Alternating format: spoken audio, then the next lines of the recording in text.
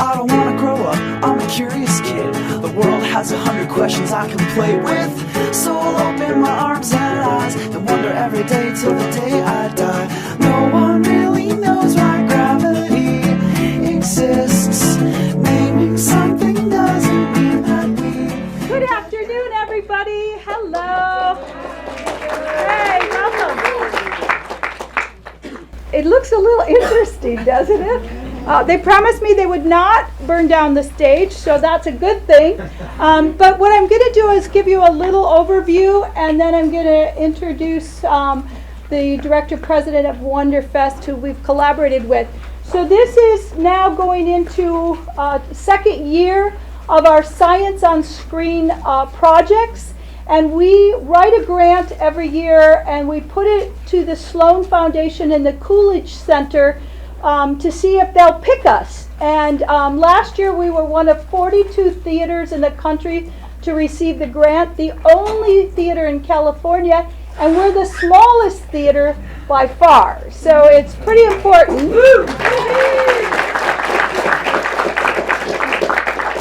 And I think it's because Tucker and Janet and myself, we think way outside the box. We come up with these crazy ideas, and then I say to Tucker, what scientist you got in the Bay Area that can help us out with this? And he has created some incredible programs. So please, I encourage you to sign up. Make sure you're on the Cameo Cinema website, and that way you get our e-blast. Because this is the only one we'll be doing to the end of the year, but in the spring we plan 3 to 4 Science on Screen events, and then a couple more in the fall. So it'll be about 6 from today to 12 months from now, and they're going to be amazing. But this one is going to be so much fun for Halloween. I would like to ask that everybody checks their cell phone, make sure that it's turned off. We are recording this for the Sloan Foundation. So the show is actually going to be about 45 minutes, which is exciting. I don't think we'll say no to more magic. And then if you just want to stay in your seats, if you need a bathroom break, great, but we're going to take about 5 minutes to clear the stage so that then we'll start the movie The Illusionist. So it's going to be a wonderful program today. So without further ado, I'd like to introduce my good friend, Tucker Hyatt from Wonderfest.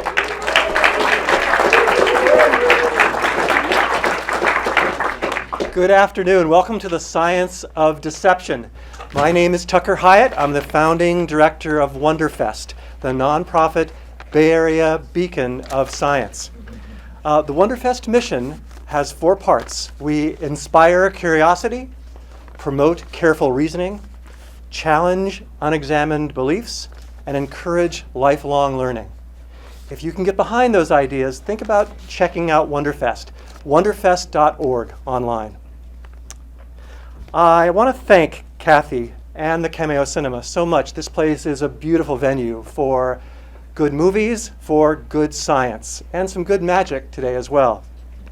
I also want to thank the Bay Area Science Festival. This is one of the many Bay Area Science Festival events. The festival began on Thursday and will continue through November 11th. Please check it out online if you want to find out what other great science events are happening in the next 2 weeks or so. All right, it's my honor to introduce your 3 deceivers for the day. The first deceiver is an outstanding physicist and physics teacher. He is a former Albert Einstein Distinguished Education Fellow at the National Science Foundation. He is co-director of the Exploratorium Leadership Program, and best of all, he is the ringmaster of the Physics Circus. Please welcome Zeke Kossover.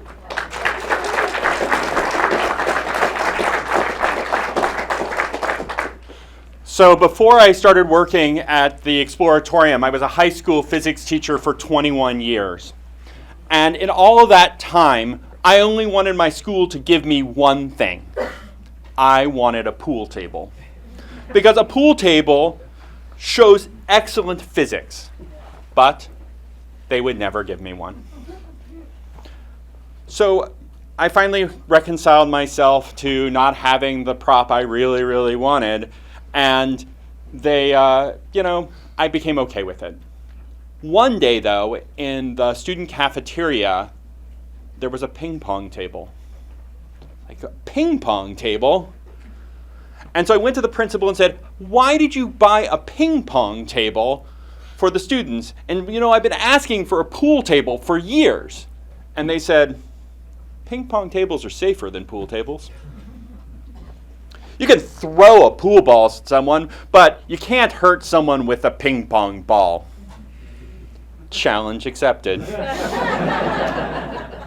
It's important to realize what's safe and what's not safe. We live in a world where we try to make everything really, really frightening. Like, maybe you could hit someone with a pool cue. I mean, after all, it happens in the movies, so it must be something that we need to be worried about with students. But when we use a ping pong table, they were sort of right. It is actually hard to hurt someone with a ping pong ball. A ping pong ball, for its size, has a lot of air resistance. Even if I were to throw it at you as hard as I could or smash it with the ping pong paddle, maybe I was amazing and got it going 60 miles an hour. Within 10 feet, it's going less than 30 miles an hour. The reason is like I said, for its size, it has lots and lots of air resistance. And so that got me thinking one day, if the problem with using a ping pong ball as a weapon is that it has a lot of air resistance, then the solution to that problem is getting rid of the air. And that's what this is. So let me show you, let me explain how this works as I set it up. This is a vacuum cannon. So I'm going to put the ping pong ball in. And then I'm going to seal up the ends. So I'm going to seal up this end with a piece of Mylar. This is just the same stuff that they use for emergency blankets or balloons. I did get it from the Exploratorium. So with any luck today, they will not have an earthquake and be missing one piece of emergency blanket.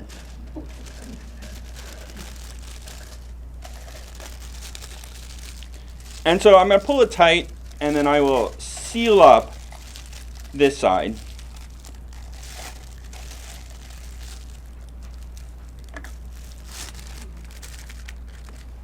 And then I'll do the same thing down here.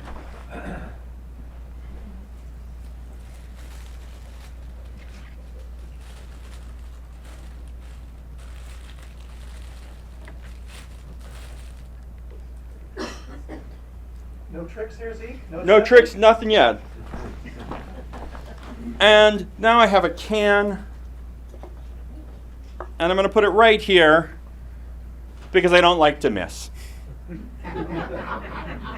And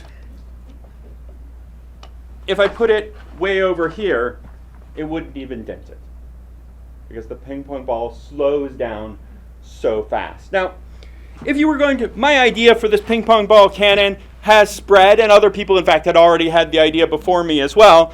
And if you go online and see explanations about how this works, they're mostly full of lies. They'll tell you that their cannon is going 800, 900, 1,000 miles an hour when it leaves the end. And I guess those all sound very impressive, but it can't actually be going faster than the speed of sound, which is 720 miles an hour. So I don't understand why the exaggeration. It's perfectly fine with 720 miles an hour. And so you might be wondering, how is it going to be going so fast? Well, so when I turn on the vacuum pump, the air is going to be drawn out of it. You'll be able to tell that that's happening because you'll see the ping pong ball roll this way. When all of the air is out, I'll puncture the end with this pair of scissors, and air will rush into the tube. So the tube has a cross-sectional area of about 3 square inches, and atmospheric pressure is about 14.7 pounds per square inch. So about 45 pounds is going to push on 3.5 grams of ping pong ball. Those are mixed units, but none of you all care. And the ping pong ball will start going faster and faster. But because there's no air resistance, it can get going really fast. And so when it gets to the end down there, it's going to be going the speed of sound, because that's the fastest the air can rush into the tube. And then we'll get to see what happens to that poor defenseless can down there. One warning, it's loud. Okay, it's not deafeningly loud. I've actually measured the loudness of it with a sound meter. But it's loud enough that you might want to put your hands over your ears. And the second thing is that people who are not in this room might be surprised by the loud sound because I didn't warn them what I was going to do. So what we're going to do is we're going to do a quick countdown. 3, 2, 1. They'll hear all of us to say it. We're all going to say it together. They won't know what's going to happen, but they'll know something's going to happen. Are you all with me so far? Yeah. All right. And you'll know I'm close because I'll close this valve, I'll tell you to count, then I'll puncture the end, and we'll see what happens. All right, ready? Ready.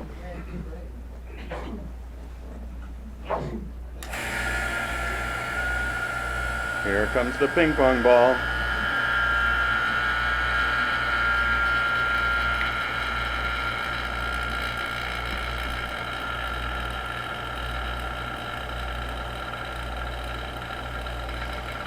Ready? 3, 2, 1, 0.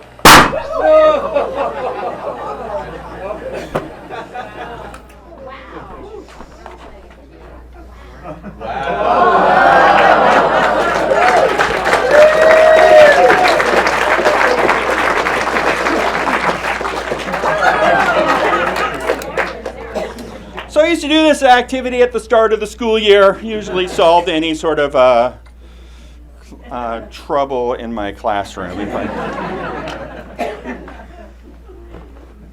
So the next thing I want to show you is right here. This is about 30 pounds of broken glass.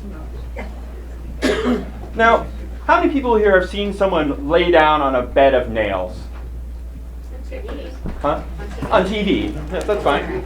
So, lying down on a bed of nails is a classic of the physics genre. So much so that when I bring it to shows, people are not impressed by it anymore. So I moved up to broken glass.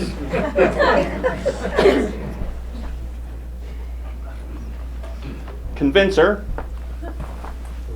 Ouch. So the thing to remember about broken glass is it actually works the same way as a bed of nails. You want to not step on one piece of broken glass. When you step on the glass, if you step on lots of pieces of broken glass, the force of your weight is spread out over your all the pieces that you're stepping on top of. And so each piece of glass, each edge, doesn't have that much weight on it. And that's what makes it safe. So I'm not advocating not cleaning up glasses that you break at your house. Unless you've decided to break, well, this is 35 wine bottles worth of broken glass. Which I broke at my house with a hammer. The first one was exhilarating. The second one was fun. The next 33 were less exciting. And the thing that bothers me the most is that none of my neighbors called the police. So, I'm going to take off my shoes and my socks so we can do this.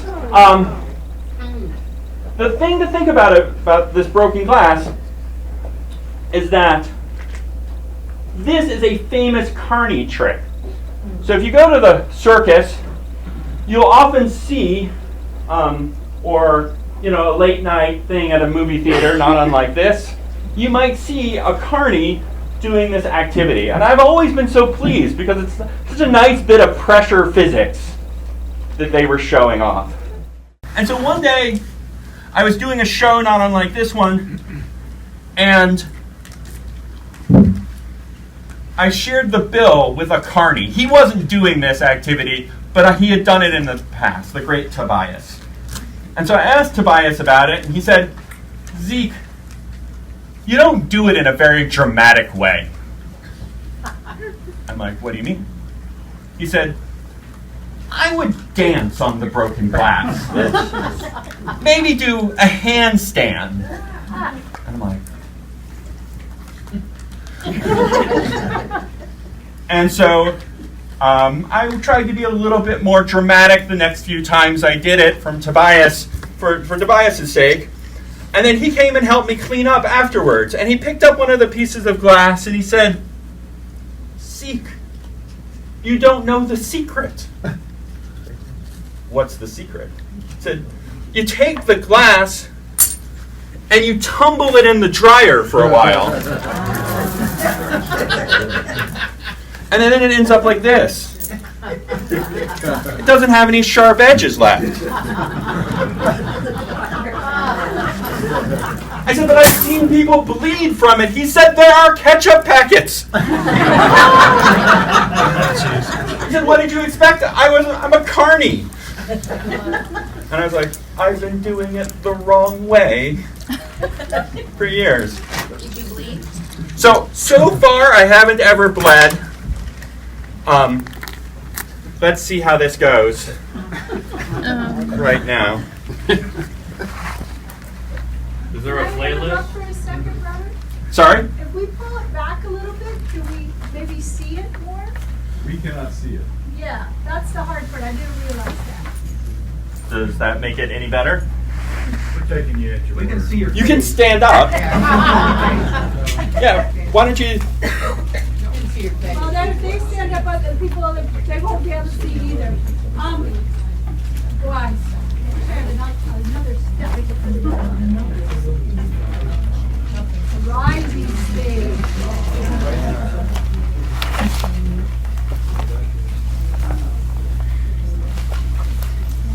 They really want to see your feet bleed, Zeke. Take it back toward the. Is farther back better? Way back, way back, way back. There you go.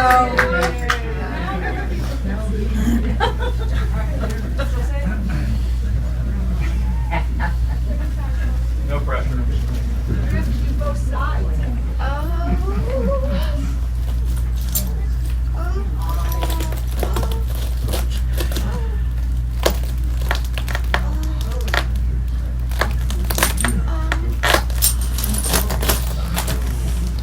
Do you hear that crunching noise? It's just the glass.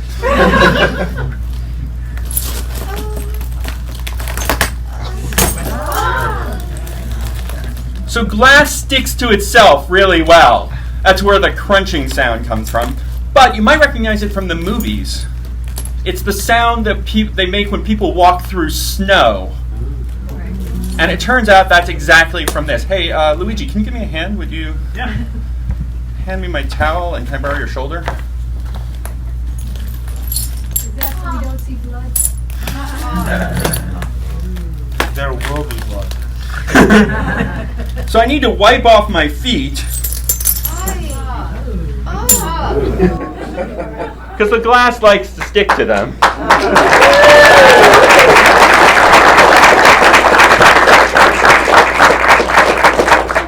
So here's my message.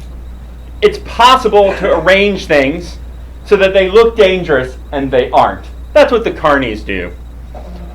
Sometimes the things that are even more dangerous can be surprising with them. And then there's some things like walking on broken glass the hard way where everyone can see how crazy stupid I am. All right, I'd like to introduce our, I'd like to introduce our next illusionist.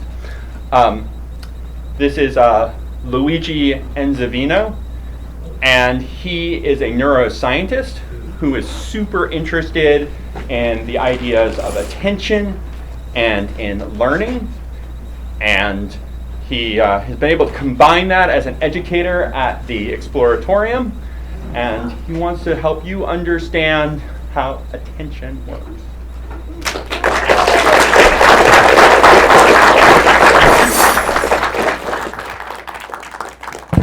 Thanks, Zeke. That was fantastic. Thank you, everybody. Let's actually pull this back for a sec. I'll get to that in a minute. First, I thought we could start with a little bit of magic, just so we have a context for what we're going to be talking about with the science of it. Would that sound okay? Great. Because Zeke was talking about carny games and scams, I thought I would start with a game that I like to play. It's a con game. It's a scam. Shouldn't play it for money, ever. You might have seen a version of this. It uses one of these cups and a little ball. I have it here. There you go. Here's what's going to happen. The ball goes in the cup. I shake it up and down, and I'm going to put it in my pocket.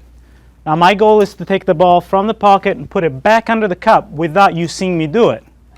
So I have to be either really fast or really sneaky so that you won't catch me at it. Are you guys ready to play? Yeah. Ready to pay attention?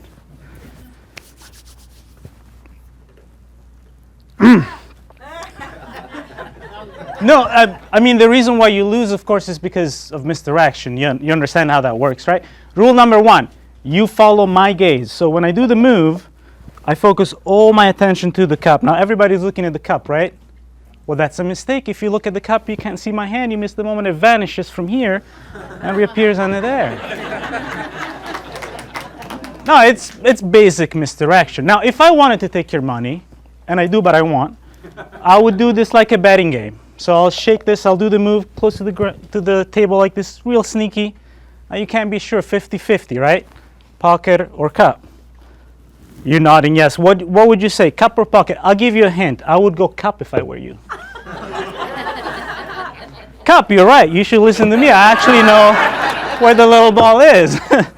Now you will learn something is that you can trust me. No, you see, I can make you right or I can make you wrong. Even if you see me very clearly put this ball in my pocket, if you say pocket, guess what? It's going to be in the cup. If you say cup, it's going to be in the pocket because you get it, right? I have two. I mean, that's more like a lime. I thought maybe you'd catch that. Now, a lot of you at this point are probably asking themselves, where did that lime come from? Well, that's not the right question to ask, as an obvious answer. Trader Joe's. The question to ask is, how did it fit under the cup? Because of the lemon. Because of the lemon? It would be a lot easier if I could fit both of these in the cup, but it don't. So that's a little bit of magic for you guys. Yes. Why, thank you. Now, how did that whole thing work? Well, let's get into it. So, as Zeke mentioned, I studied neuroscience for many years, and then I learned some magic, and then I thought, well, maybe these two things can be combined into some interesting ideas about the way that we pay attention and we perceive our world.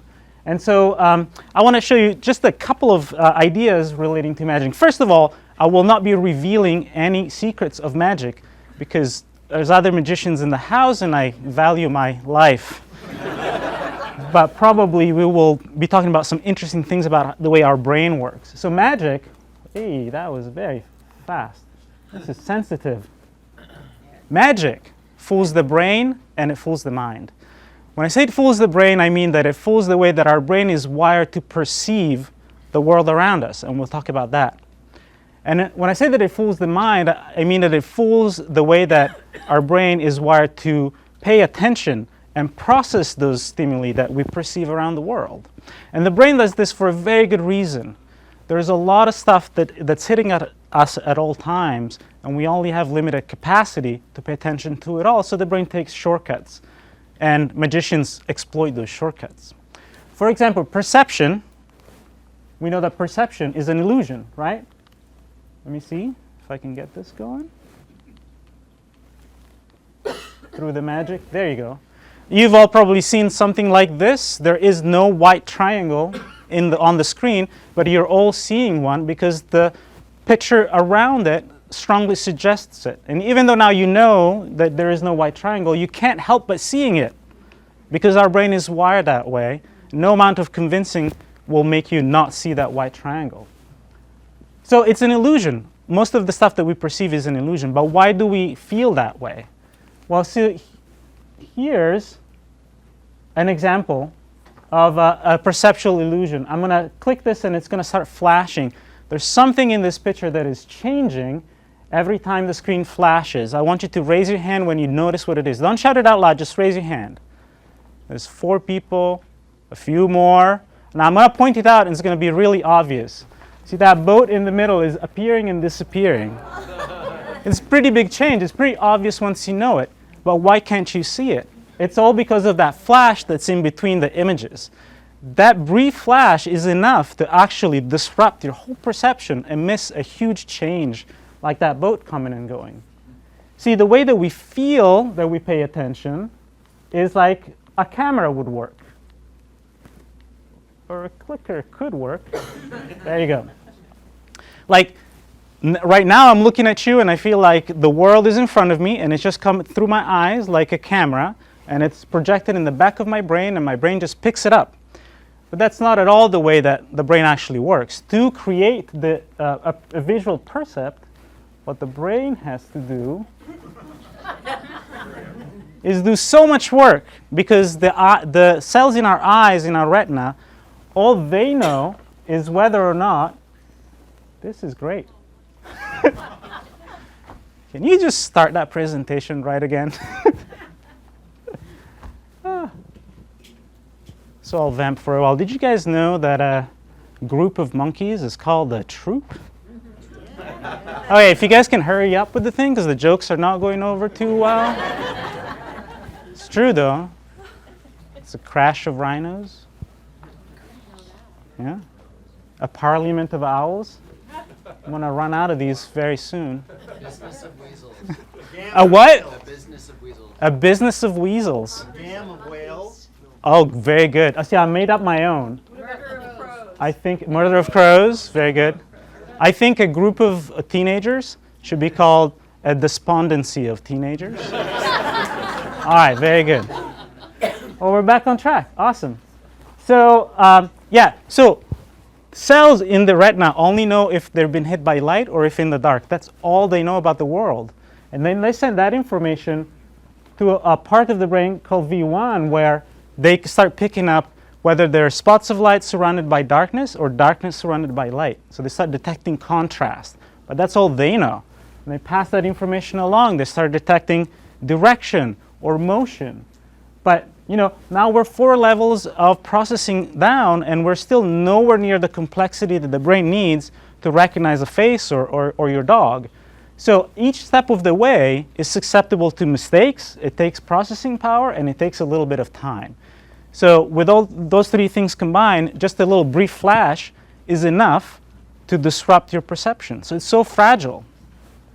Likewise, attention. So now you see how that works, right? Now let's think about attention. Attention is also very fragile and also an illusion. Maybe you could, right? So do we think when we go through the world, we feel like we can pay attention to pretty much everything that's relevant for us? But that's not the case. And I'm going to show you how that works with a little video. It won't have sound, but you'll be able to see what's going on here. This is one of my favorite performers. Dan Brown, thank you. My fellow nerds. Appreciate you. No. Let's play that movie. Yes. So here's what he's doing. He's controlling people's mind, asking directions, as you can tell. And you'll see in a second, somebody's going to come through with a big object, and he's going to swap out with somebody else. And they just carry on like nothing is happening. They just don't pick up on the chain. It's a pretty big change, wouldn't you say? You can see this one that you can tell. You can see actually how they're doing it. And that painting, by the way, is a painting of Darren Brown. He's a very talented painter, and he's painted it himself. Nothing happened. There's one more, this is my favorite. I need to include this every time because it's so outrageous. It works. Now you're a very smart audience, right? And you understand that this is TV. So they could have filmed this 1,000 times and it only worked 3 times, and through editing, that's what we're seeing. But we actually know exactly what's going on here because he's presenting this as mind control, but this is a replication of a paper published in 1999 called Failure to Detect Changes to People in Real World Interaction. This was an attempt to do that thing you saw with the flash, but in a real world scenario. Because in the real world, we don't have a big flash of light that comes in between our vision. And so that's exactly the experiment they did. You can see it's exactly the same thing. So we know, because they interviewed people later on, that 50% of people do not pick up on the change.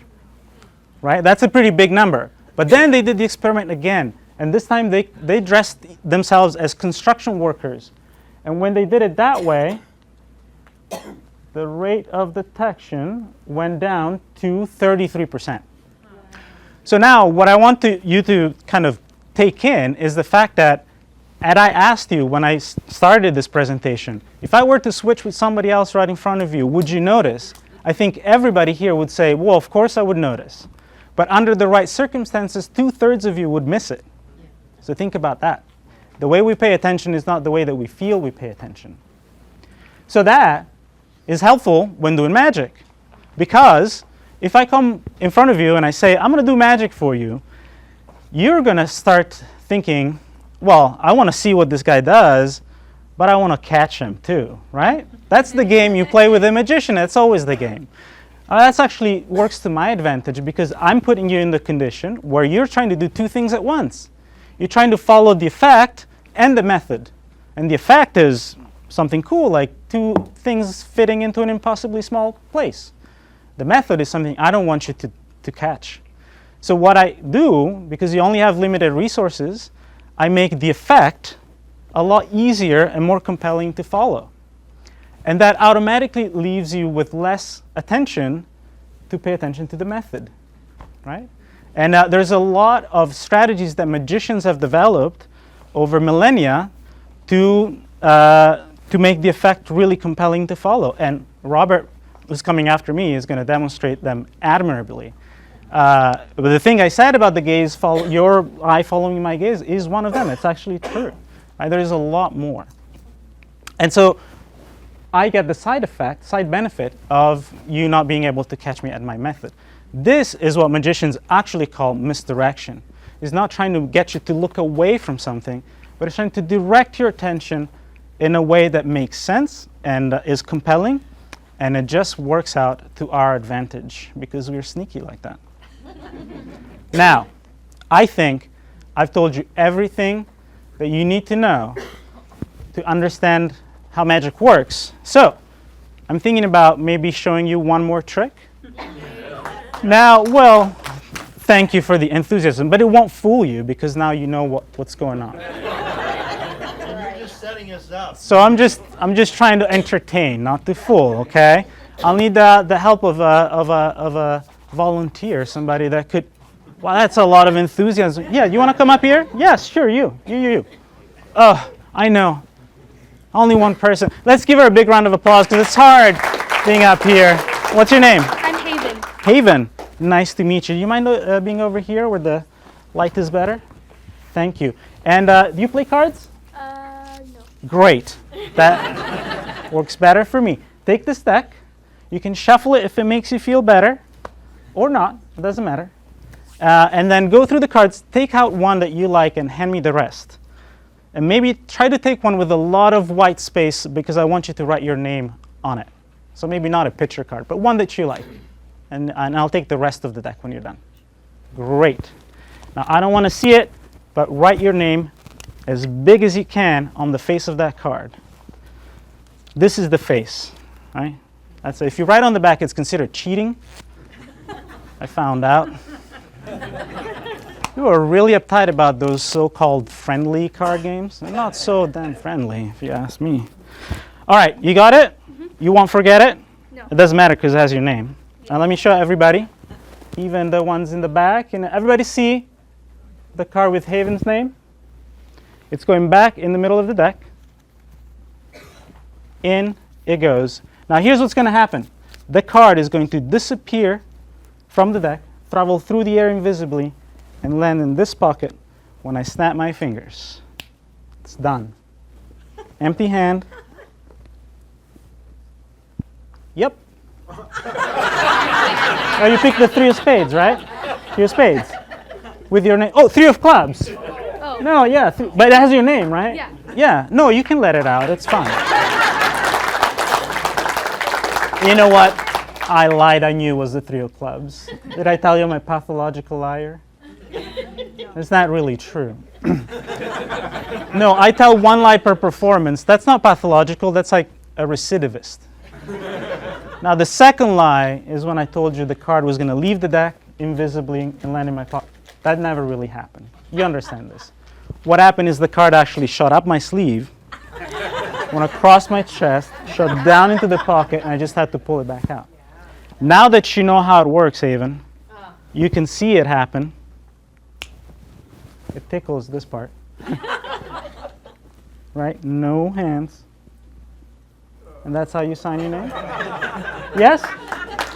Check it. Make sure. Haven, come a little bit closer. Test conditions. I've done it twice. I'll do it one more time. Make sure that is your card with your name. I didn't duplicate it with a little fax machine I have somewhere in my jacket, right? Put it back in the middle of the deck. We'll show everybody for one last time your card. And Haven, when the card disappears and it reappears in my pocket, I'm going to let you pull it out so that it's under test conditions. I'm not even involved in this. Is everybody ready? Hasn't left the deck yet. Here goes. Haven, reach in the pocket and tell them how many cards can you feel in there? 1. Take it out, show everybody the 3 of clubs. They'll give you a huge round of applause. No, that's not the right card. It's wait, that's not the one. Wait, hold on. Did you say there was 1 card in there? Haven? There was 1 card when you. Oh, I think I know what happened. I think the whole deck actually went in there, except 1 card. But that's your card, so it works very well. You can keep it. Yay. Thank you so very much. It is my pleasure to introduce the next performer. He's my good friend.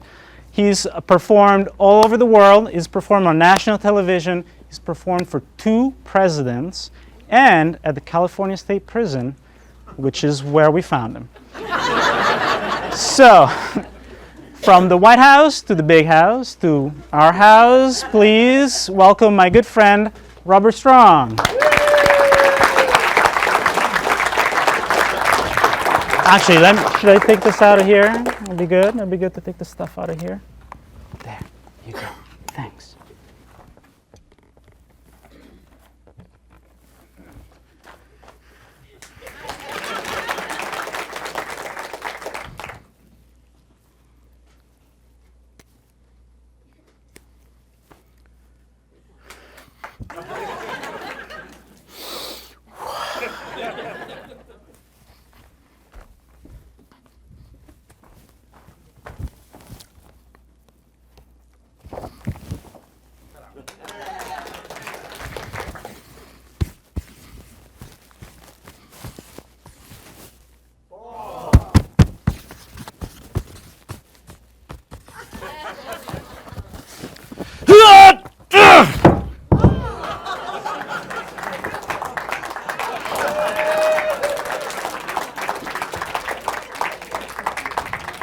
That was awesome. When the bowling ball hit the ground, you jumped out of your seat. Try the decaf. I am Robert Strong, and I am a full-time magician. And a big round of applause for Zeke and Luigi. You guys killed it. Nicely done. So we are talking about the science of magic, or the science of deception. And I want to talk a little bit about it, then I'll do it. The way magic works is that it works based on assumptions. Your brain is very powerful, and through millions of years of evolution, it makes predictions of what comes next. It makes sense out of nonsense. It makes connections to things that aren't necessarily supposed to be connections. It's living in the future. So you make assumptions all the time, and some assumptions you might have made is like that watch on my arm is a watch, but no, it's blue painter's tape. If you were paying attention, you might have noticed I glanced at it earlier. You might have also assumed that my glasses had lenses in them. They don't. They're just hollow and all that. And you also might have assumed that I really did take a sip out of the mug, but it's not. There's actually just some paper in here. There's no drink. Actually, it's just lots of paper. There we go. And that's not something you would expect to see from a coffee mug. Now, I'd like to do a quick card trick, and you, the guy that's a little jumpy, yes. What is your name? Alex. That is correct. Alex, what do you do for a living? I cook. You cook? No kidding. A restaurant that we might know? Winery in Let's do a little plug. What winery? Inglenook Winery. Inglenook Winery. Excellent. It might. We don't know if it's good, so don't applaud. Save it. It's very good. Okay, thank you. I have a deck of cards. I'm about to do the world's fastest card trick. Nobody in the world does a faster card trick. Alex, I'd like you to name a playing card, any card at all. Say it out loud. 4 of diamonds. Now watch it. We move very slowly. No sleight of hand. No misdirection. Just real magic. There's one card that's upside down in the stack, and it is your card, the 4 of diamonds. Again, I'll move very slowly. All the cards are face up, but one single card, your card, the 4 of diamonds. Now that could have been luck, so name a different card, Alex. Ace of spades. I snap my fingers. Your card now jumps to the bottom of the deck, and if I get it right, I'll tell you how I do it. There it is, the Ace of Spades. So we're here to learn. Let me tell you the secret. You and Alex talked before. No. Did we talk beforehand? Never. No, we did not talk beforehand. The secret is I'm using technology. I'm using Bluetooth technology, voice recognition, nano 3D printers, and a flux capacitor for the time travel. Did we plan anything? No. Okay, good. Alex, as a thank you, I'm going to let you roll the dice and get one of 6 gifts. Okay, so will you stand up for this? Give it a shake, shake, shake. Don't lift it up yet. I'll get the prizes ready. Shake, shake, shake, Alex. And when you're ready, stop. Lift off the red lid, and then look at what number you landed on. I'll go ahead and look too. What number? 3. 3. So whatever's behind number 3, you get as a gift. Okay. This is exciting. Could be a new car. Could be movie tickets. Oh boy. Ah, for me.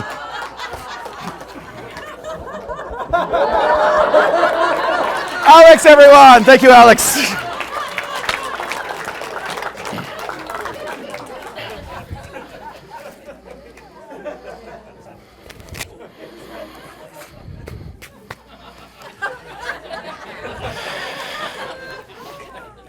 Okay, before the show started, in the first couple of rows, I gave out little pieces of paper. Take out those little pieces of paper right now, and I want you to notice that I have a little, it's like coming out of the bathroom. This is great. I have a little box there next to Zeke's shoes. We'll get to what's in the box in a minute. There's nothing yet. But if you have a yellow piece of paper and a pencil, I want you to think of a fruit, keep it a secret, but write it down on that piece of paper. Once you've written it, fold it in half. If you have an orange piece of paper, I want you to think of a dessert, keep it a secret, write it down in the center of that piece of paper, fold it in half. If you got a green piece of paper, I'd like you to write down an animal, keep it a secret, fold it in half, and right in the middle. So again, if you have a yellow piece of paper, please write down a fruit or vegetable. If you have orange, please write down a dessert. And if you have a green one, please write down an animal, fold it in half. Was there someone that enthusiastically that wanted to help that didn't get to help earlier? Was there someone? Yeah, you coming up here. Come up here, sweetie. Sweetie. A big round of applause for this young lady, it looks like. Yes. Hi, what's your name? Harper. What I want you to do is I want you to collect all those pieces of paper, but I want you to do with that box. See the box that's on the ground over there? Yeah? Now, yeah. Have everybody put the folded up half piece of paper in the box, okay? So go collect all those really quickly. And while she's doing that, I'll tell a little joke. Would you guys like to hear a knock-knock joke or a disgusting joke? I think it was kind of even. Okay, we'll do a new wave knock-knock joke. You guys start. Knock. Who's there? Okay. I'll tell Orange who? Orange, sorry, I screwed up the joke. Yes, thank you. Did everybody get it? Did everybody get in there? I'll tell the disgusting joke. What's green and goes through walls? A frog if you throw it hard enough. That was disgusting, I warned you. Okay, thank you. A big round of applause for Harper. Harper, you're very good at following directions. I have a few more directions. Would you unfold the triangles on the side of the box? There's a triangle on each side. Unfold those. There's one on the other side. Then take that red piece of paper and lift it up. Then take that red tab and pull it towards you. And what I want you to do is I want you to quickly pick one green, one orange, one yellow. Ladies and gentlemen, over there I have a prediction before she picks. It's in this manila envelope. Can you pick one green, one orange, one yellow, Harper? This is my prediction. The envelope's not as big as the prediction. Okay, good. What I want you to do is I want you to read those out loud. Elephant. Wait. I have predicted an elephant. What's the next one? Orange. An orange? Yes. An orange. Ice cream. Ice cream. And ice cream. Is that correct? No. No?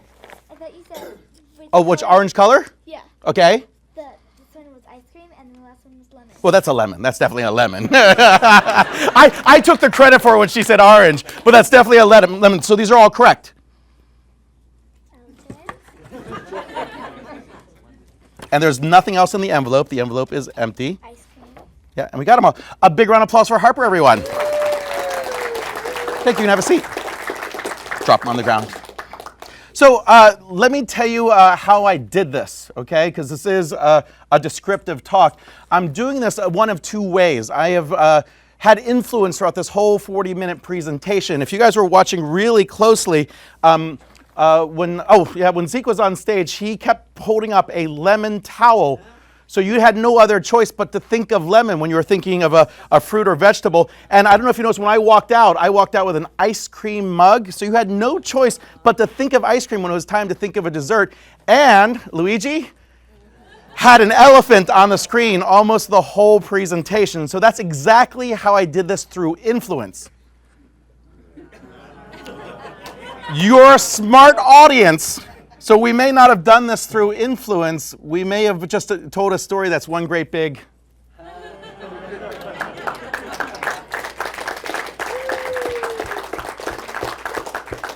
I for ice cream, E for elephant, and L for lemon. Ladies and gentlemen, we hope you enjoy the movie. Thank you.